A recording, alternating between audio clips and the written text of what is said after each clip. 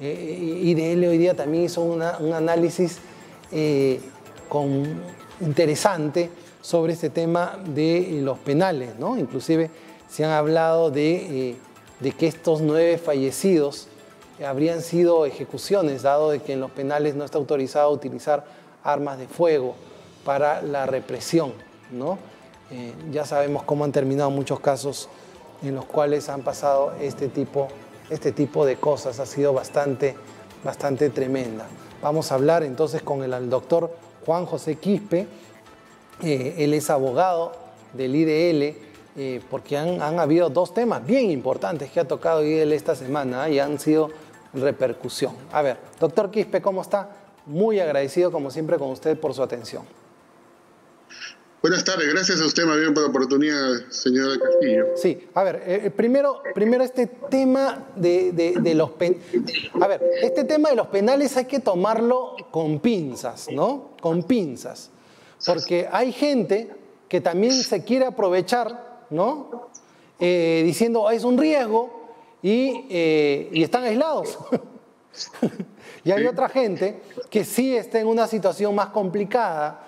Si vemos algunas imágenes de los penales, ahí no hay distanciamiento social, ahí no hay ningún tipo de atención, ahí no hay control de nada.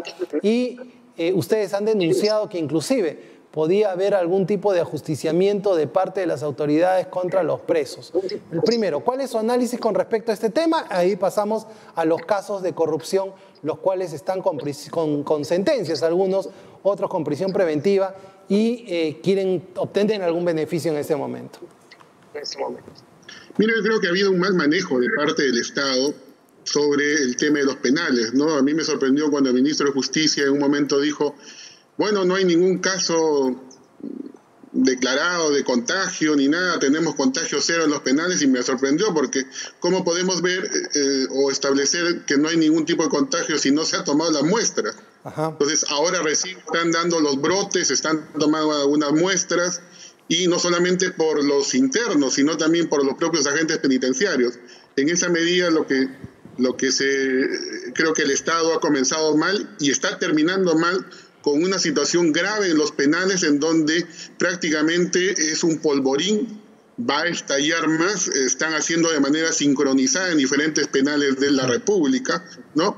Acciones concretas digamos, de protesta lógica, necesaria y justa sobre su salud y sobre que el Estado tiene que por lo menos pasarle esa prueba que no es tan fiable, pero por lo menos le va a dar una tranquilidad al interno, la prueba rápida, ¿no? Así, sí, por lo menos vamos a ver un porcentaje de lo que está pasando. Ahora, han habido fallecidos, y no son fallecidos por el COVID-19, precisamente los que han pasado después del motín, son fallecidos por disparos.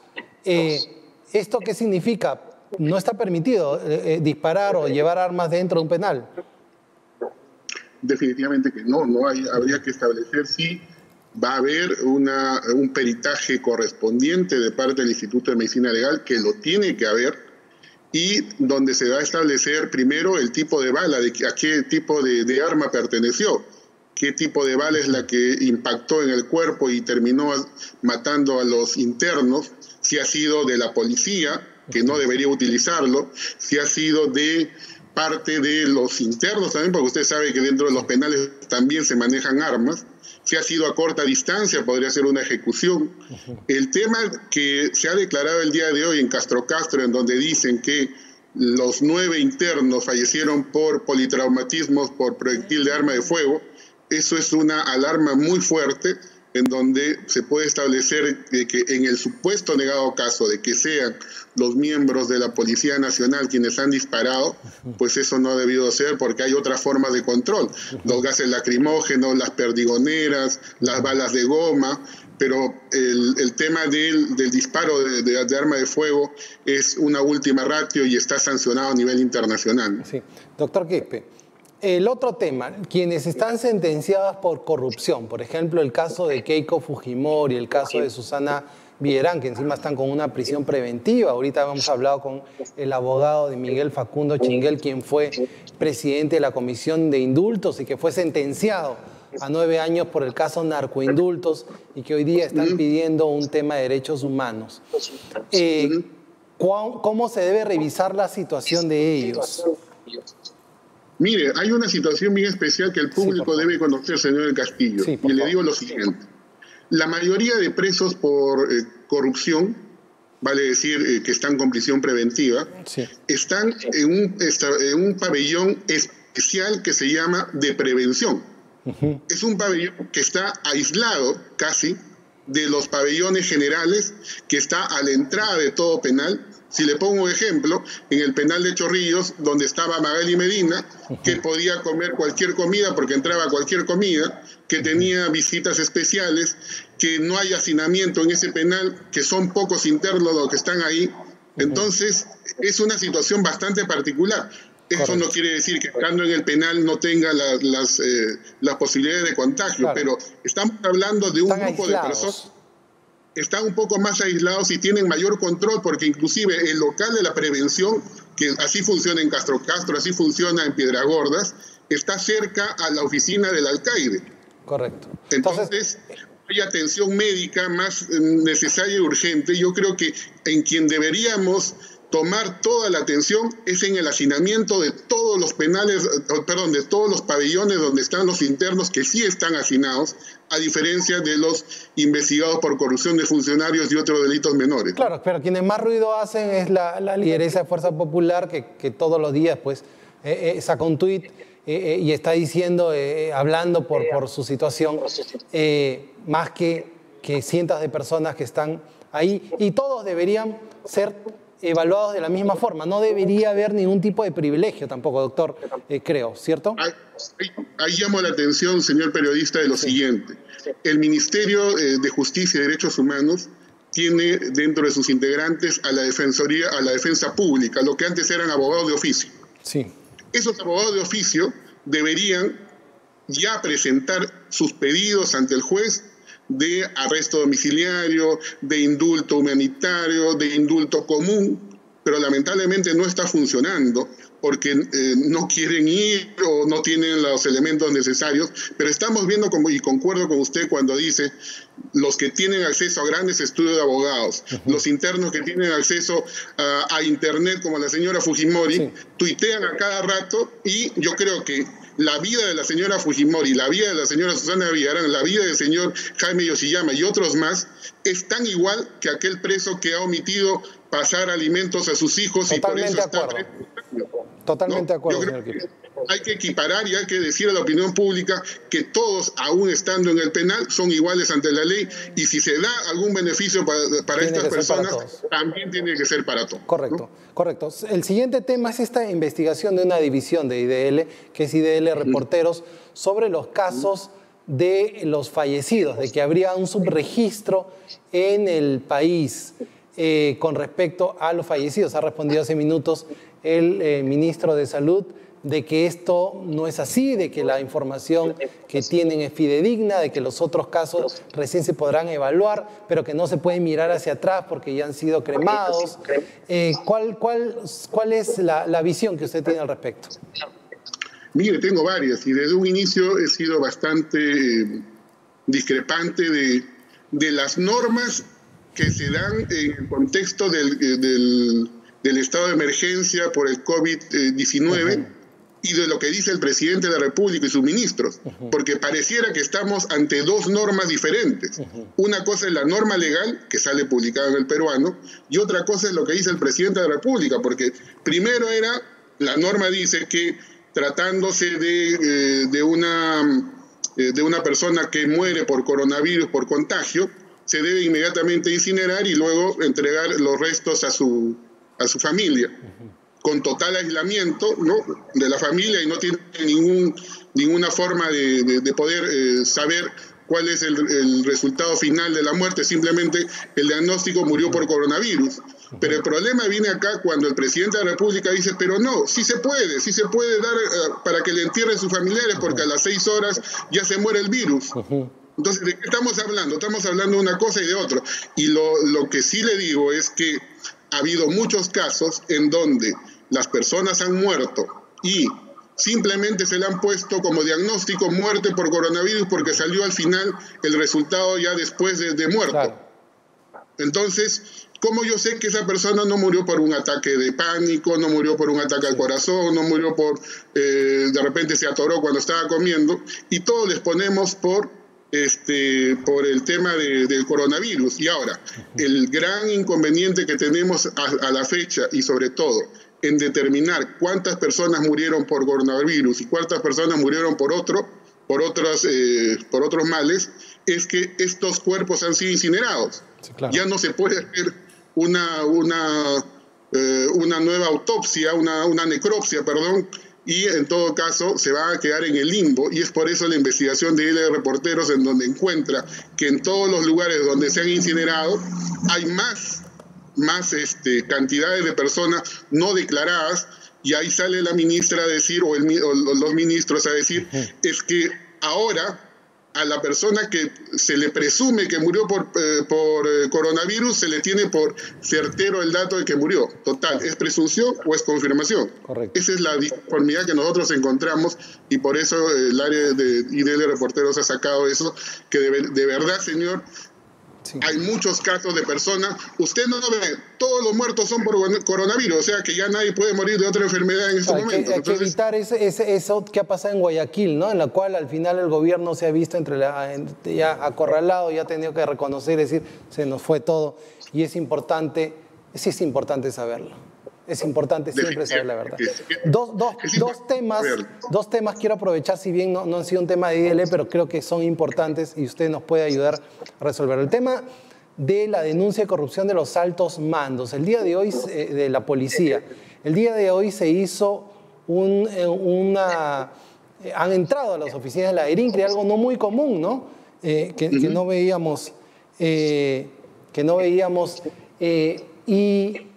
¿Y qué más va a pasar? ¿Qué más se debe hacer? ¿Por qué no han allanado, por ejemplo, la vivienda de los altos mandos de la policía y solo las oficinas?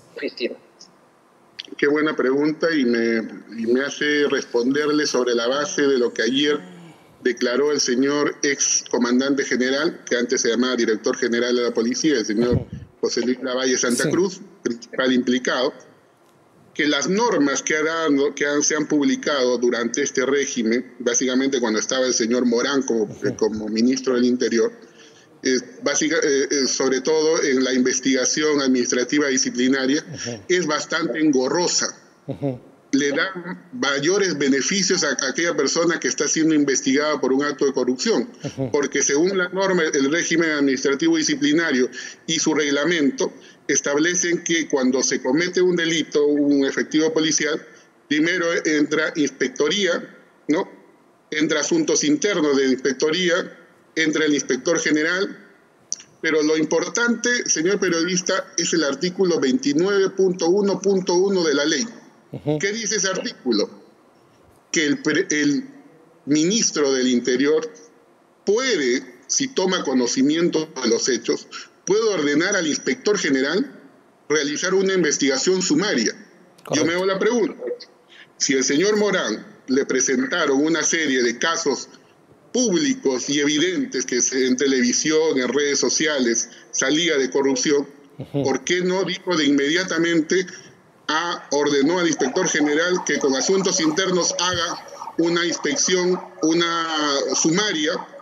Y sobre todo, también dice la norma que el inspector general que investiga junto con asuntos internos le comunica al comandante general todo lo que está avanzando.